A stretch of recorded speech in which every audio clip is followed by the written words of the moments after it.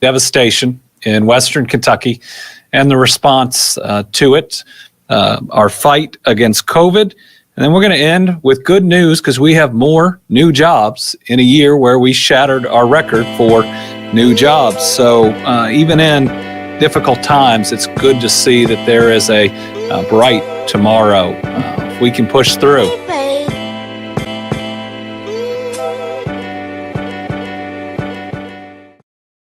All the adversity has been thrown at us, whether it's pandemic, devastating tornadoes, record ice storm, record flooding, and that's just this year.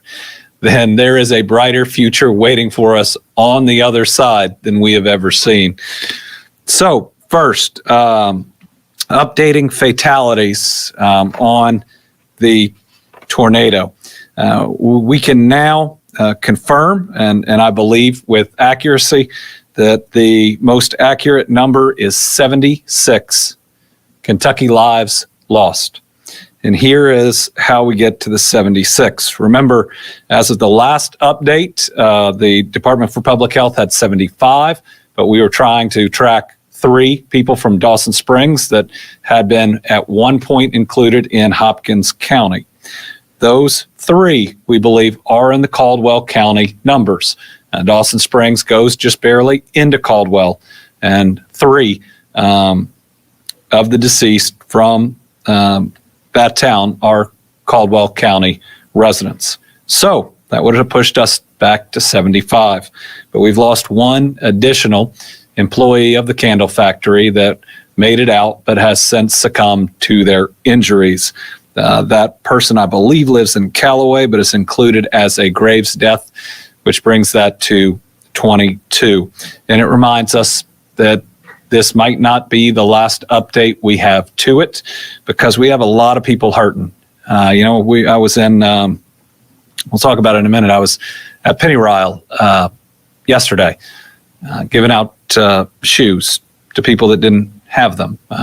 Saw a kid that had been through the worst throw on a new pair of shoes and run around and jump up and down. It was one of the best moments since last Saturday, or that Saturday, that we have certainly had.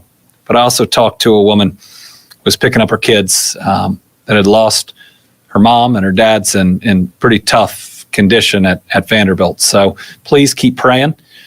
76 is devastating. It's far too many Kentuckians to lose, but there are still people that are fighting to hold on, that are out there, and they need our prayers, our love, our support, and so do their family members. 0 people missing, and now no active search or rescue operations. So those are 2 pieces of good news. All state roads now passable. I think there's 4 county roads that are still closed. Cell service, 98.8% operational. So I want to thank AT&T and Verizon for helping Graves, Fulton, Marshall, Caldwell, Muhlenberg, and LaRue. They had to get up. Power, the numbers are very difficult to calculate. We believe 31% of Graves County is still out. 1,677 Mayfield customers without power. We're now housing 904 people, so 900 plus people in 20 plus facilities that range from our state parks, which we'll mention in a minute, to hotels. In Warren and Hopkins County, we no longer have anybody in a congregate shelter. What that means is we got them in individual rooms, and during a pandemic, that's really important. We knew one of the most important things we could do to protect people from COVID after they've already lost their home is to get them in a place where they have more space and they have a private room, and where we can truly help with regular meals and counseling, which we hope at least most people are taking advantage of, and having them at a place we know that we can bring the services to them. We still have over 500 National Guard on the ground that will be slowly drawn down in some areas in the coming week or so. Our Division of Forestry has finished, but Fish and Wildlife has offered man and woman power to help out. Transportation, still with hundreds of individuals on the ground, everything from debris removal to continuing to work on the roads. As of today, 10,235 insurance claims have been filed, 7,700 FEMA claims. and the pace is picking up. Over 1,200 FEMA claims yesterday. I did get a chance to talk to just dozens of families that they'd been devastated. They were still there, some of them without all of their family, which unfortunately had not made it. But I was asking each of them, had they applied and started the process for FEMA? And a whole lot of them had. But it's important that we go through it every single time, the ways that you can get in the system for FEMA. So can we put up that slide?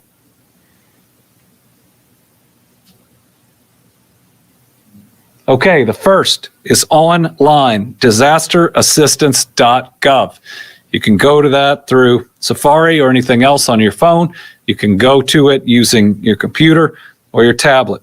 You can call 800-621-3362, or you can go to the FEMA app.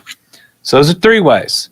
The fourth way is they're canvassing neighborhoods that have been impacted. These are people in FEMA shirts with an iPad. They can help start your claim at that point, and they're actually now making appointments with individuals that have been impacted. I talked to a lot of people, and they said, my appointment is later today. They are moving really fast. There's already over $1 million that they've been able to get out to people in need through their claims. They also have mobile registration centers. In Hopkins County, that's at the Dawson Springs Library. In Fulton County, it's at Gibson Electric Membership Corporation. In Hart County, it's at Floral Hall at the Hart County Fairgrounds. In Marshall County, it's at the Joe Creason Community Center. In Caldwell County, it's at the Butler Gymnasium. Muhlenberg County, Neal's Chapel General Baptist Church. Graves County, the old Walmart location, Mayfield Plaza. So, again, that's 5 different ways that you can make your FEMA claim. Please do it. From what I can tell, where we need to provide people help are probably those that were struggling the most before this occurred, and walking them through the process and helping. And then there are some that were believe that they were fully insured, wondering if they need to go through the process. You should. There are some things your insurance is not going to cover that FEMA is likely to. One of our biggest steps moving forward is debris removal. We'll have more updates on that next week. That involves a number of different issues, but we are working through those with city and county leaders. We've made a lot of progress on that today, but there are still some different pieces to be worked out, but that is front and center, knowing how important it is as we move forward. I will say the Army Corps of Engineers is on the ground, and what they have said is that this is their most important mission that they are working out on at the moment, and I believe that comes from the very top of the federal government.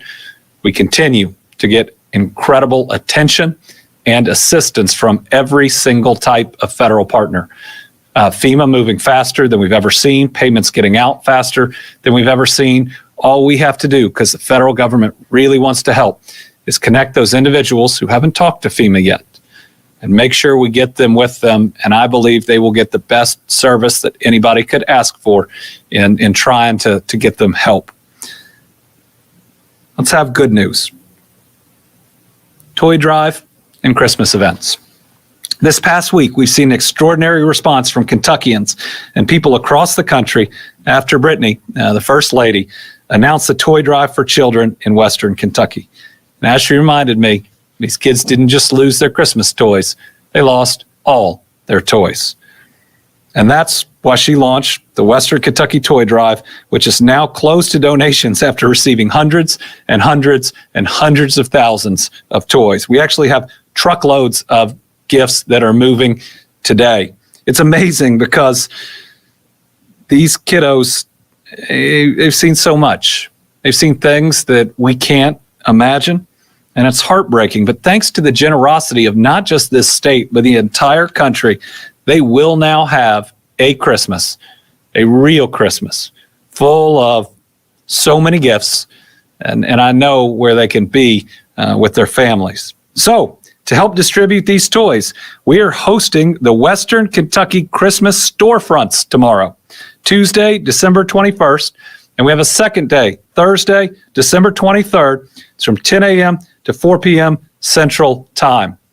Locations are at Ken Lake State Resort Park, Lake Barkley State Resort Park, Pennyrile Forest State Resort Park, Hope House Ministries at the Forest Park Baptist Church in Bowling Green, and the West Kentucky Educational Cooperative in Eddyville.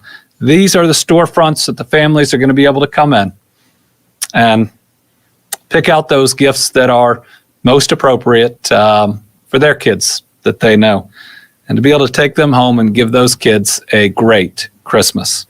For those impacted who cannot make it to a storefront site, and if you've been impacted, go to the storefront site.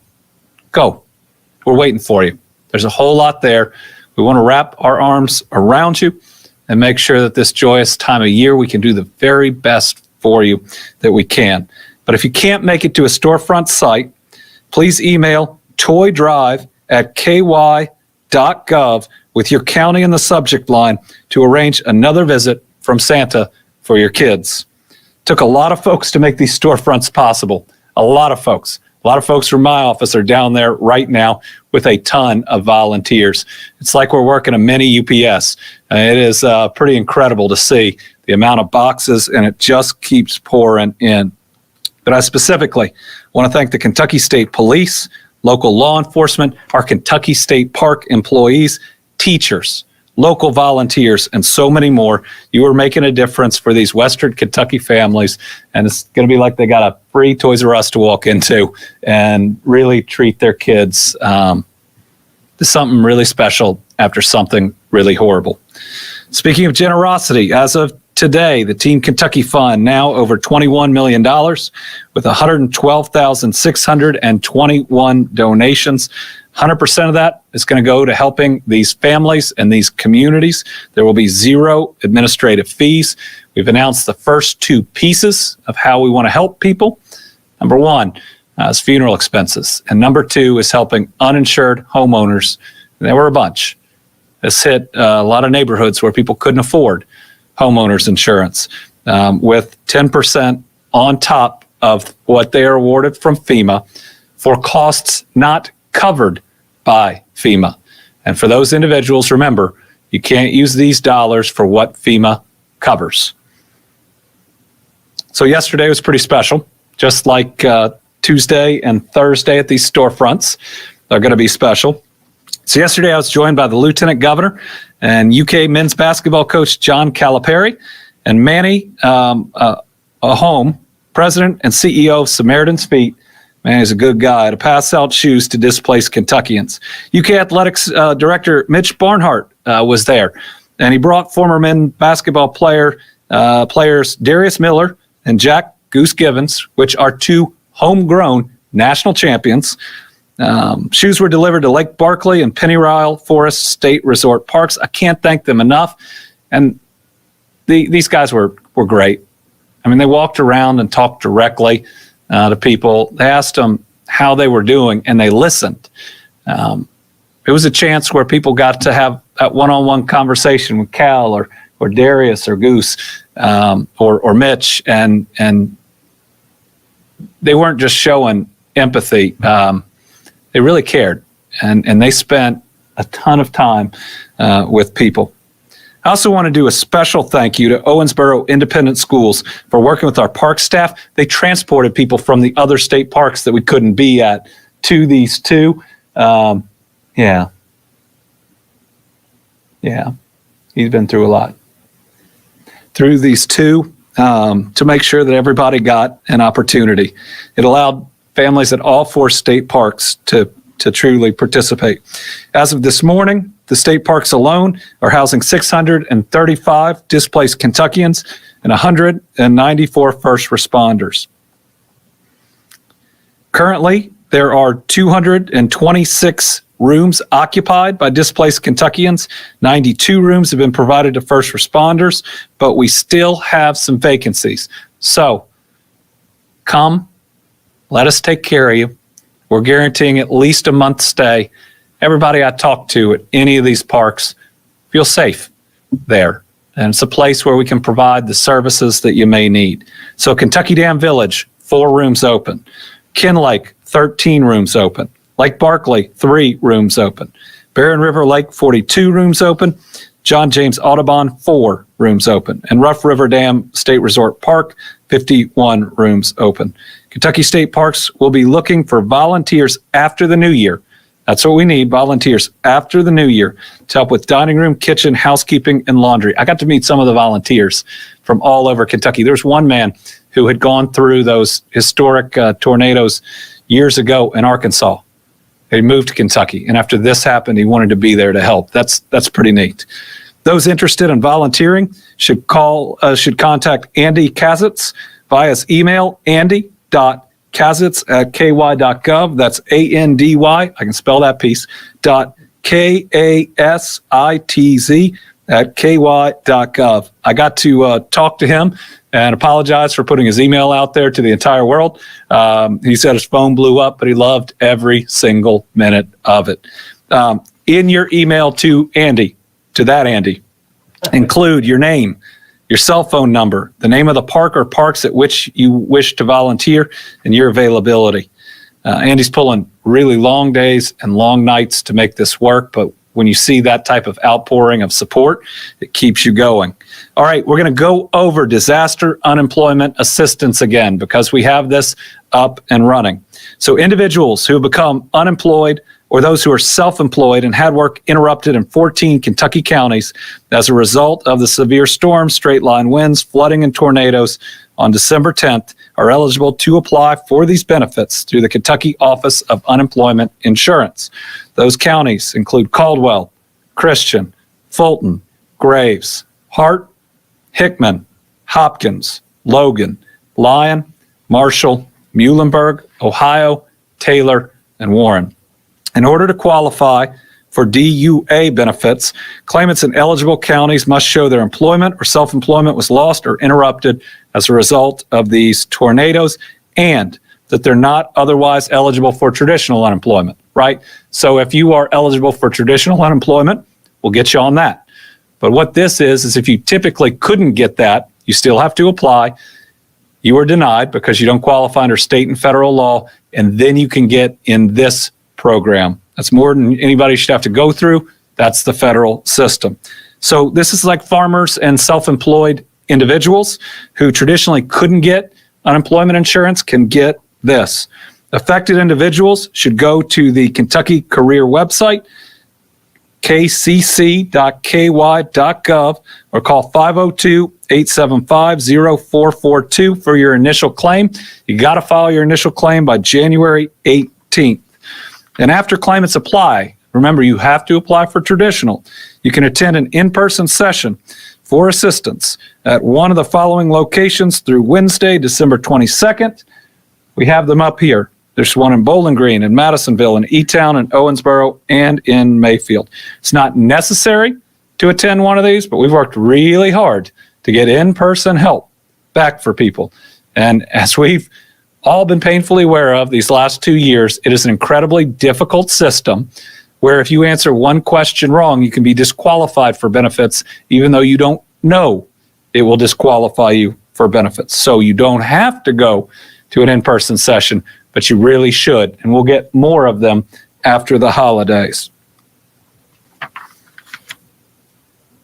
Kentucky State Police has received several complaints in reference to fraudulent disaster relief workers.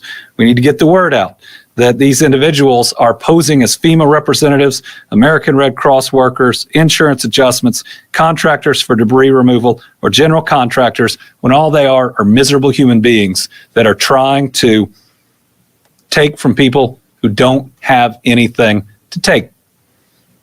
While there are reports of fraudulent workers, there are also legitimate FEMA teams, housing inspectors, and other officials working in areas impacted by the storms. Legitimate representatives carry official identification badges and photo ID, and they will also have your FEMA application number. So if you've registered with FEMA and somebody shows up and claims to be FEMA, they should have your number. FEMA and the U.S. Small Business Association representatives never charge you for assistance. This goes back to my AG days. If anybody is trying to charge you on the spot for disaster assistance, if anybody's trying to get you to pay ahead, that is a scam. Do not do it, and report them to your local police. I know they would like to find them. FEMA representatives will never promise a disaster grant in return for payment and are never authorized to collect your personal financial information. Anybody who observes individuals removing items from property, that's called looting, can also call the Kentucky State Police, the National Guard, or local law enforcement. State Police are 270-856-3721. If you see this occurring, remember, until that person is caught, they're going to try to prey on other people. So together, we're really helping out each other. Together, let's stop other people from hurting those that have already been hurt way too much. All right, quick facts from the Transportation Cabinet. They've opened a temporary driver license issuing station in Mayfield at 355 Charles Drive. We've waived fees for getting those. The office is operating Monday through Friday, 8 a.m. to 4:30 p.m. Central Time, at least through January 28th. We're working to set one up in Dawson Springs too, but people ultimately will need to get their license. All right, we're going to move to the COVID update. And let's start with good news, because we need good news in our fight against COVID. Today, we received some reassuring news from Moderna. The company said that a booster dose of its COVID-19 vaccine should offer protection against the quickly spreading Omicron variant. Moderna said lab tests revealed the half-dose booster shot increased by 37 times the level of antibodies to fight Omicron. The company said a full-dose booster was even stronger, and they noted that the full-dose booster also had an increase in the usual side effects. While half doses are being used for most Moderna boosters, a full-dose third shot has been recommended for those with weakened immune systems. So, if you're like me and you had Moderna, first of all, you're really happy about it at this moment. But if you don't have a weakened immune system, you've gotten the regular booster, which is a half dose. That's good. You're in a good place against Omicron, but please regularly get tested. And if you get it, reach out to your doctors. Let them help you through it. If you haven't gotten your booster yet and you have a weakened immune system, you're going to be eligible for a full dose Moderna booster, which is twice as much as everybody normally gets. Pfizer's testing has also found that its COVID-19 vaccine caused a similarly increase in antibodies for fighting Omicron. So the message here is pretty simple. Omicron is spreading faster than anything we've ever seen. It looks like it's one of the most contagious viruses in modern history.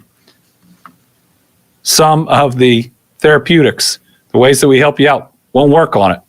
That's pretty scary. Like the monoclonal antibodies won't work on it. But you know what does?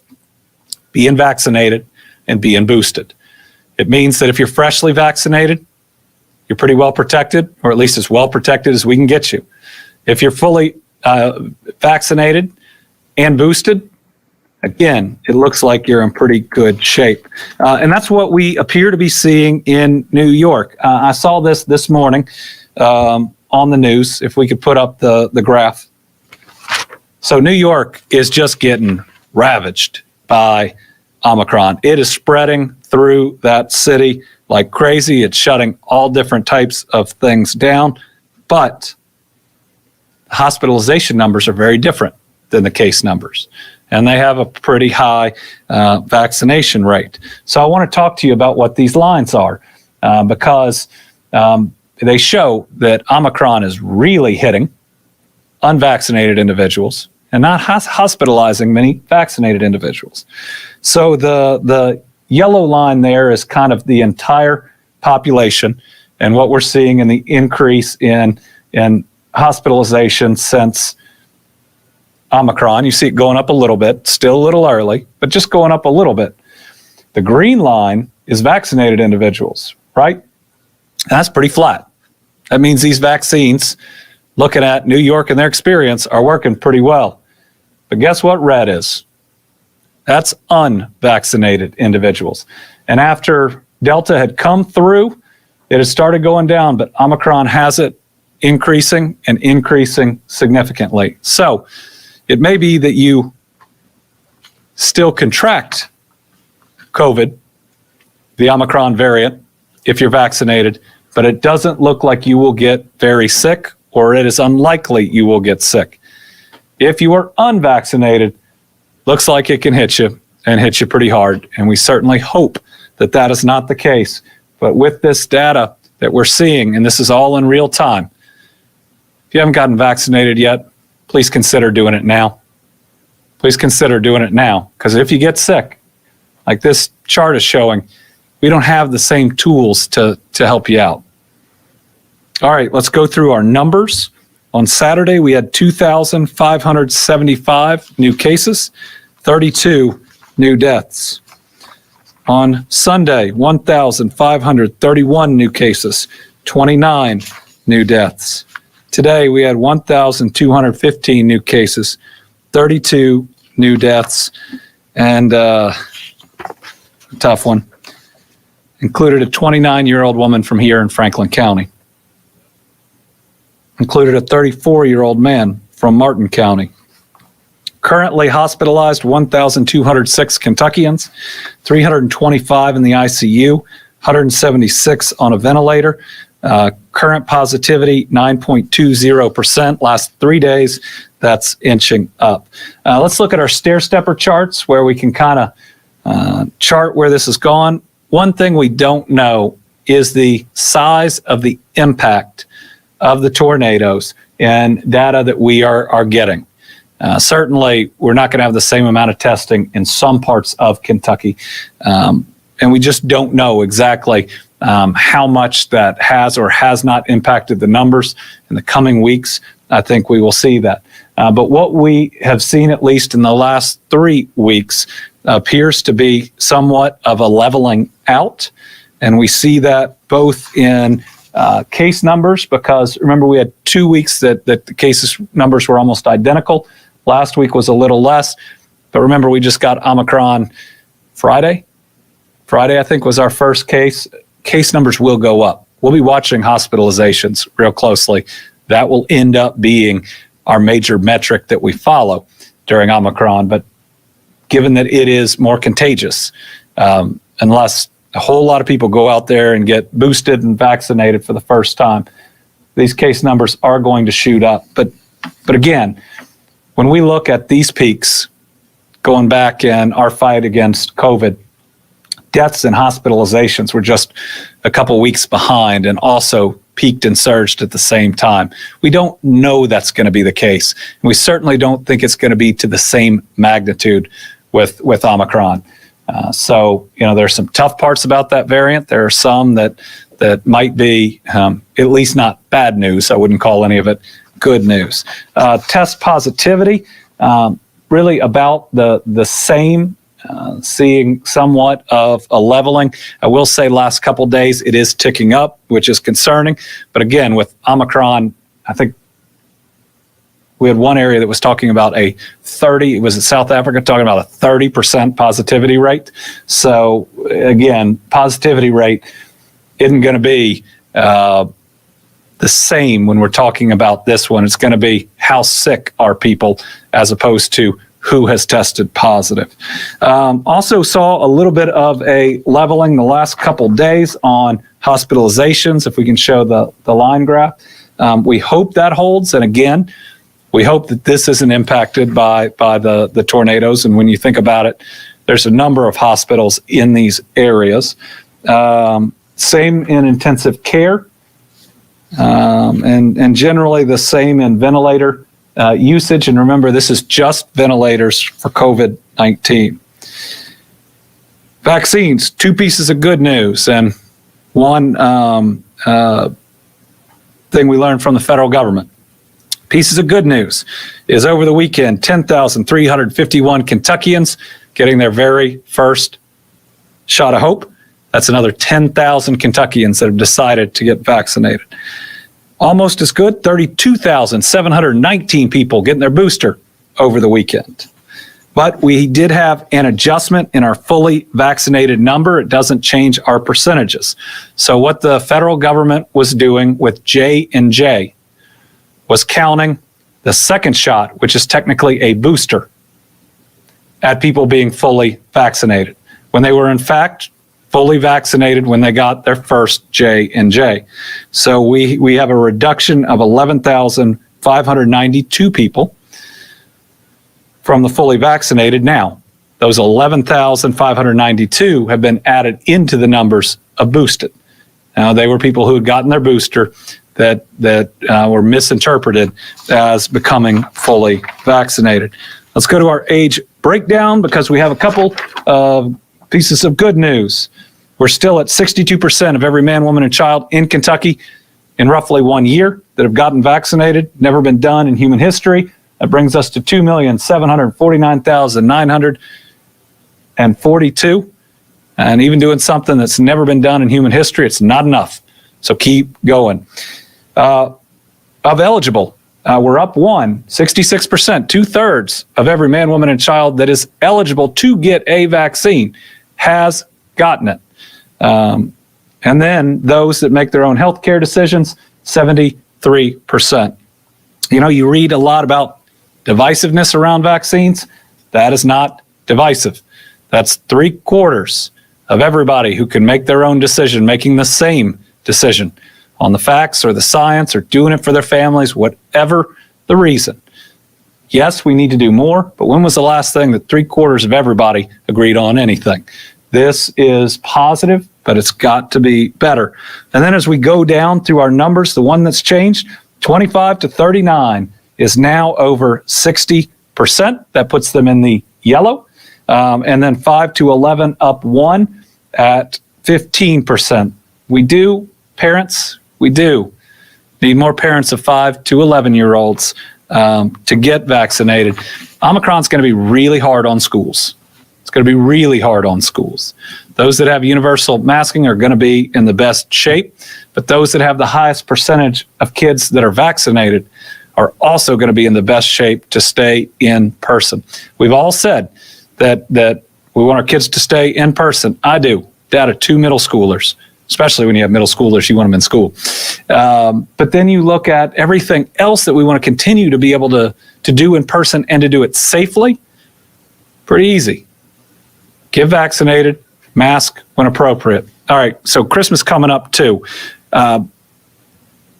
Really 2 out of 3 things, this was good advice from some national experts, that you need to do to have a safe Christmas. Number 1, and this is the one that has got to be there, everybody needs to be vaccinated and boosted that is eligible, that's coming over. That's first. And then you need really one of the next 2. You need everybody to test as close as they can. If you have a rapid take-home test, I would do it the morning before you're going to leave to go into the other home. If everybody does that, if everybody's vaccinated and is tested, you're relatively safe. Now, it could be that you've got it. It just hasn't manifested yet, but you're in pretty good shape. Otherwise, vaccine and masking in certain indoor settings is the other way to be safe. I know I'm going to get tested before I go to our Christmas celebration. My family and everybody that's going to be there fully vaccinated. So make sure that you follow those steps. All right, let's end with the news we normally start these press conferences on until recent events. New jobs.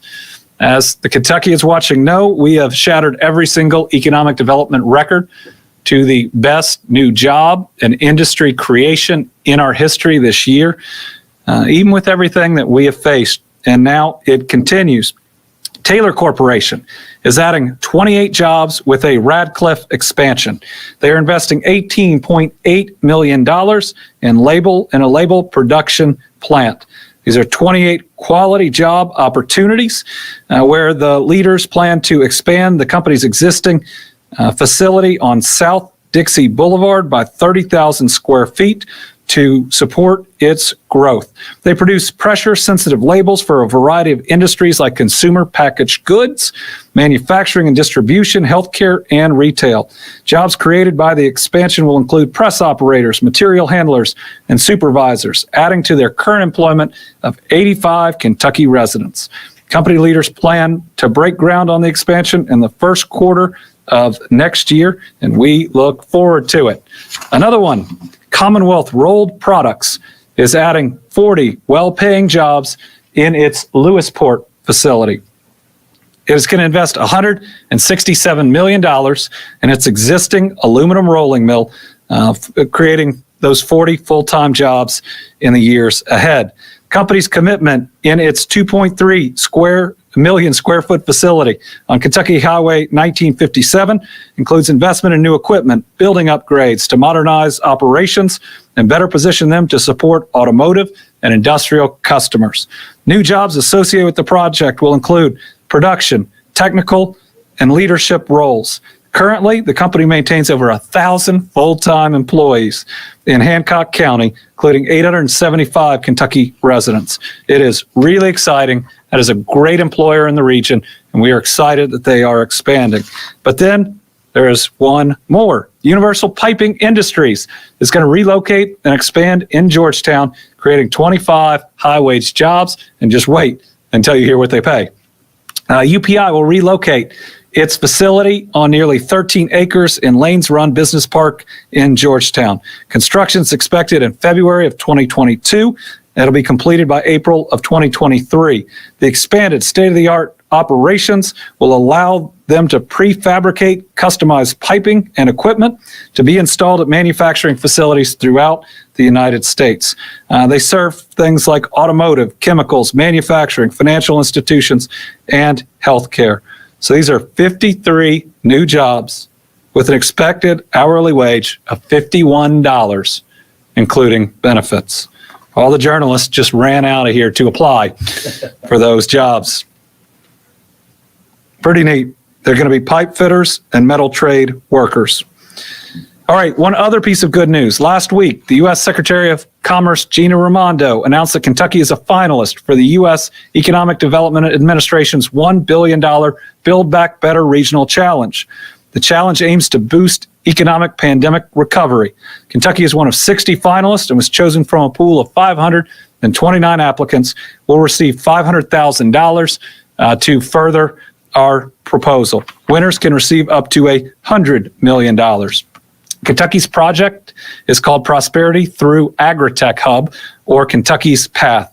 It involves 5 aligned projects that revolve around the construction of a new state-of-the-art agritech research and development center that will establish Eastern Kentucky as an agriculture technology hub. What it'll make sure is that we don't just have the facilities and the workers, we don't just grow the tomatoes and the strawberries, but the intellectual capital, the intellectual property, and the research is occurring right here in Kentucky and Eastern Kentucky, along with the rest of the work. We got a lot of partners in this, like the Dutch Economic Development Agencies, Workforce Innovation Boards, colleges, and others. And finally, our team, Kentucky All-Stars, is our incredible employees at our state parks. They helped us not only in this shoe event. Oh, and by the way, that's the superintendent for Dawson Springs back there. They also have opened their doors and accepted people that need their help the most. At Penny Ryle, I met 3 of their employees that typically work at the park that had lost their homes. They're now staying at the park they work at, and they're still working. They get up in the rooms that they're staying in, and they open the kitchen or other things. It was really neat, and to a person. They just said that they wanted to help people, and they felt so good staying at the place they worked. One before this was part-time. Isn't that amazing? And they're working every day, all day. I told her we got to find her a full-time job. We're going to make sure we get that done. All right, let's open it up to questions. It looks like we have 8 total journalists, 4 here, 4 on the phone. We'll start with Karen. Thank you, Governor. One on COVID and one on the storms. First of all, with the storms, a lot of counties have been getting too many supplies as far as clothing and certain things. So what are the best things now if people want to still collect if they need, or the best to give cash? And then the COVID question is, have you seen an uptick in testing at sites across the state? And if not, does that concern you? Let me get an answer on overall testing numbers. Certainly think every holiday season we see more as we come into it. And every time that there's something like a new variant, we have vaccinations go up and we also have testing go up. But then again, we also have this disaster that's occurred, though we are providing testing, and we're going to look at providing vaccinations at the state parks where these folks are. And then the tornado question was, what are some supplies that people could, like say lumber or bags? Yeah. So the donations have been incredible. They've been more than any of us could have ever dreamed of. I mean, this world has shown that it loves us. It's the only way to describe it. People across Kentucky and across the United States have shown that they love and that they care about us. There's a whole lot of good still in this world. And with all the noise that's been out there the last couple of years about anything and everything, you want to talk about something that restores your faith in humanity. I hope next time it doesn't take something like this, but it is truly special. And we have donations of every material good that anybody could ever need in the area. The monetary donations are the best way to help now. Certainly we have our Team Western Kentucky Relief Fund, but there are other good funds out there. There are also ways to help people, whether it's through Visa cards or others. But at this point, that is the best way. Certainly, we're using our fund to come on top of FEMA for people who aren't insured, and that FEMA amount isn't going to cover everything that they need. That's certainly an area where I'd encourage other funds to come on top of us. Right now, if you're an uninsured homeowner, $37,900, and you're out. But if we can add another $3,790 on top of that, we're a little over $41,000. We have a couple more groups come in and do the same. We could potentially get these folks up closer to $50,000, and that'd be a good thing. Chad. I noticed a little bit ago you had a moment where you paused when you saw that picture of you with that little boy. I know you've probably heard so many stories of survival and loss, and I know it's been tough for you. Talk to me about some of those that you've taken away and what you hope Kentuckians, especially this week of Christmas, think of all of these. Sunday was moving. Everybody at Pennyroyal knew my grandparents. And I did get news that my granddad's church may be salvageable, and that'd be good. These are people that have lost everything. Virtually every person I was talking to, and also up to Princeton, had lost their homes. There was a kid there whose arm was broken during it. I got to sign his cast, and his mom had been impaled. She was doing all right though. Got to hug her, and we're going to personally check on that FEMA claim and make sure that it is moving. Had a man who lost his mom and his aunt, who are in the house together. I actually recognized her from the picture. Had met her before when I'd been in Dawson. He said they watched our updates, and that's what they would call them about, and they'd do it together. We had a young family. She'd lost her mom. She might lose her dad. It was really hard. Met a woman from Mayfield that had been in the candle factory, and she's still shaking. Now it's pretty cold, but she was still shaking. But you know what? They were all leaning on each other. And when we said that we're going to be there every step of the way, they know. They know we're going to. Many grateful to be alive, and actually most of them moving through the FEMA process or the rest, which is a good thing. I did definitely learn that we got more renters than I thought, and we're going to have to find more ways to help them. But the number of kids who went through trauma in this, in a bathtub, with a mom or a dad and a mattress over them, just hoping as their house exploded that they wouldn't go with it. So we want to make sure we're there for those kids as long as we can be. I did love that there's this one kid who had been through it, who's real young, and we pulled out this blue pair of shoes. And he lit up. And Manny and I put the shoes on him. I was laughing that if this doesn't work out, I'm gonna work at Foot Locker. And he looked at him and said, "Can I run in them?" And he just starts taking off around the crowd. I mean, just a pure moment of joy by this kid. I wasn't supposed to, but handing another kid shoes, he starts crying. So I gave him a second pair.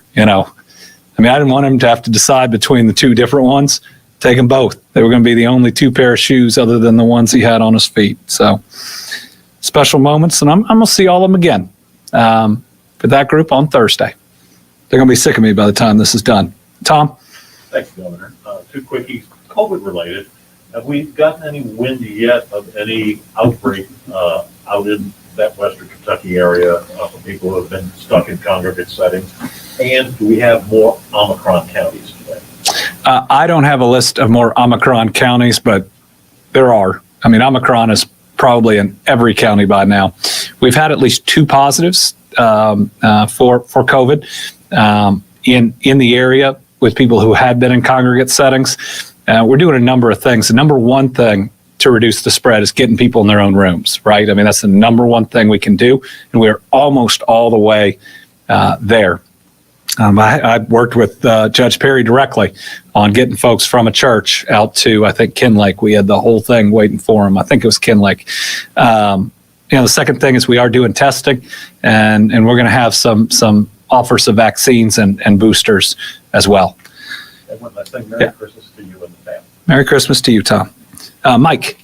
I was actually going to ask about the congregate settings too, so I'll get one question. About at-home tests, there have been reports of people struggling to find these at-home tests. The president is going to outline steps to increase mitigation with at-home tests as well. Do you know if the supply is being ramped up, and where should people be going in rural areas to get them? So at-home tests right now are sold in convenience stores and pharmacies, but there's going to be a huge run on them before the holidays. And you shouldn't assume that you're going to be able to get one before this holiday. So look up, go through our website, go through the federal government's website, and look up where you can get a test that will get your results back before the holidays. And if the best you can find is 48 hours results, get your test 48 hours before, just do the very best that you can. But I would not assume that you can go out on the 23rd and buy a take-home test that you can take on the 24th or on the 25th. So I would really encourage people, go ahead and look at scheduling a test. We're scheduling them here in the Capitol, for instance, for our employees. I think the last day that we have the majority of people is the 22nd or the 23rd. Debbie Yetter, Courier Journal.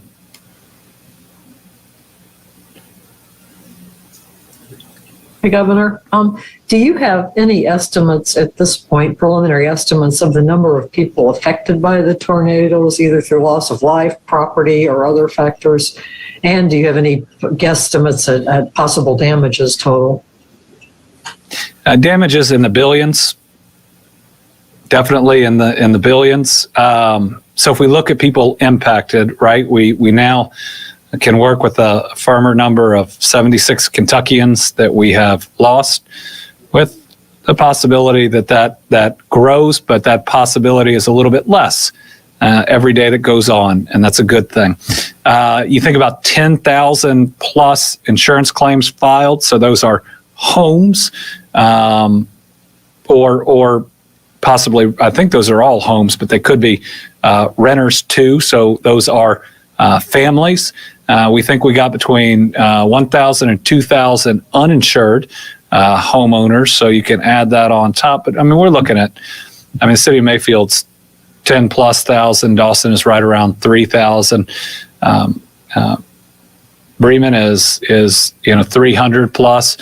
Taylor County wasn't fully hit, but I mean, we're looking at over 15,000, I'd say, Kentuckians, if not 25,000 that have been impacted in some way. But I tell you what, a lot of you all have been in the middle of Mayfield, and everybody who walks what used to be Dawson Springs is impacted. I mean, this has hit us as a state.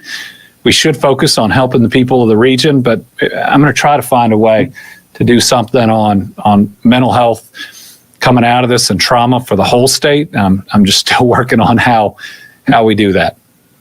Melissa Patrick, Kentucky Health News. Hi, Governor. What are you talking to hospitals about right now regarding the Omicron variant? And are any of them, to your knowledge, limiting elective procedures at this time? At this time, I know of no hospital that is limiting elective procedures other than Mayfield, which isn't doing everything because it doesn't have water. Now it's getting water from tanker trucks, but that may be impacting some of its operations. Always in contact with our hospitals, looking at what they are seeing. Certainly, we have asked in the last month or so, especially as Delta looked like it was increasing again, to reconfirm their direct relationship with nursing programs as something that they could directly turn on with really good experiences there. I actually heard today about the British and their plan on kind of a virtual hospital where they could bring in other practitioners, check on people regularly at home. That's something that I'd like to explore, because if Omicron is not as severe, what we don't want is to be telling people to stay home that should come to the hospital.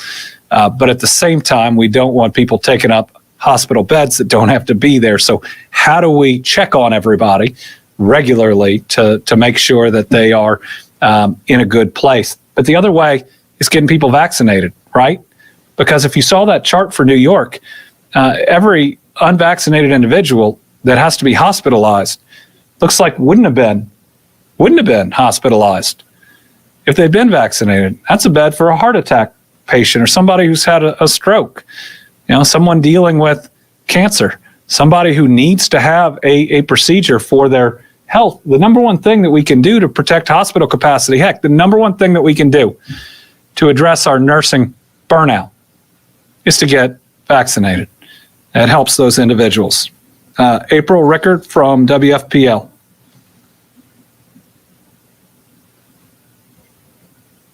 Thank you, Governor. When will vaccination and testing start at the state parks, and is there other outreach planned? And second, do you have an estimate on the number of jobs lost due to the storms? Yeah, let me get you a firm answer on the first. I know some testing has already been done. The local health department is taking the lead with that. The vaccination, let's call it a clinic or outreach efforts, that hasn't started yet. We are working on that. Obviously, you can still get vaccinated at a number of places around. And good Lord, if anybody has expressed the desire in any of those parks to get vaccinated, I hope we've gotten it to them. If not, I'm going to have a conversation with some people. The jobs are really hard. So there's an impact to the Corvette plant in Bowling Green.